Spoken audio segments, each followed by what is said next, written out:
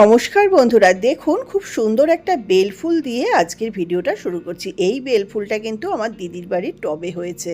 যাই হোক, বেলফুলের আমার খুব শখ, কিন্তু আমার আর বেলফুলের গাছ করা হয় না। আর এই যে এবার যে থালাটা দেখছেন, মানে লাঞ্চ থালিটা, একদম ভাত, উচ্ছে ভাজা, কাঁচা লঙ্কা, বাটার, কাঁচা মুগ ডাল, আম আর গরম গরম পাট পাতা ভাজা।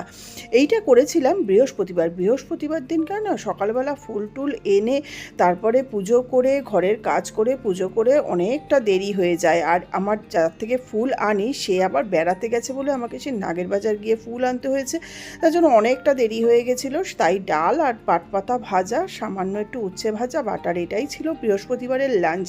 তো গরম গরম কিন্তু বেশ ভালো লাগলো। আর যখন খেতে বসেছি তখন কিন্তু বেশ বৃষ্টিও হচ্ছিল। ফ্রাইডেতে আমার কাকি শাশুড়ি আসলেন চন্দনকে দেখতে। আসুন আসুন আসুন। না না, এই তো একটুখানি আমি ঘুমাই না, দুপুরে বসে থাকি। আসুন। মনে করো বাই চান্স যদি শুয়ে তলটা কোনো সময় এসে যায় তো যায়, না আমিও ঘুমাই। সে শুয়ে আছে, ডাকছি একটু পরে।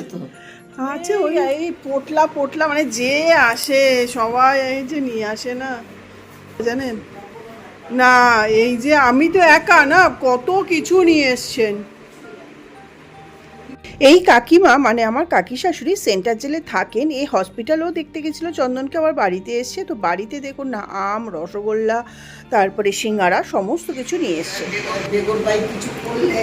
কাকিমা কেমন দেখলেন ভাসুর পোকে?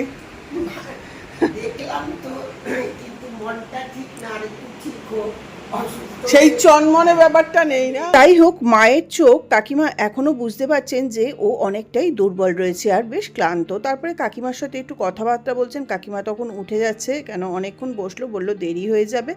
তাই তাও কাকিমা বেরিয়েছে। আর কিছুক্ষণ মধ্যেই বৃষ্টি নেমেছিল, যদিও সে ভেজেনি, ছাতা ছিল সঙ্গে, একটা অটো টোটো কিছুই পায়নি।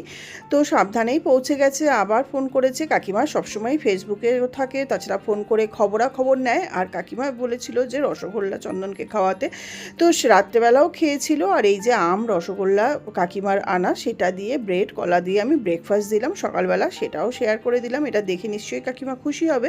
কাকিমাকে অবশ্য যদিও আমি কাকিমা ডাকে, কিন্তু এখানে সবাই মানে আমার শ্বশুরবাড়ির ছোটো মা ডাকেন। তো যাই হোক, এই যে দিয়ে দিলাম। তো আজকের মতন ভিডিওটা এই পর্যন্তই। আবার আসবো নতুন কোনো ভিডিও নিয়ে, নতুনভাবে। আমি রসে বসে বাঙালিয়ানা সুজাতা। নমস্কার, ধন্যবাদ।